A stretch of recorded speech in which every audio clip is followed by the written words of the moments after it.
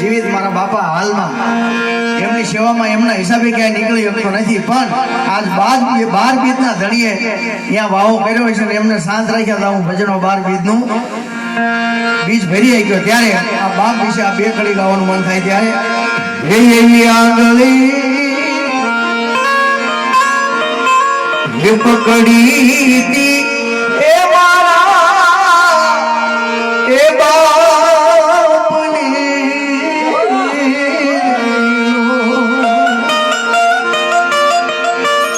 ચાલો એ ડગુ મગુ એ ચાલ રે ચીલે એ ચીલે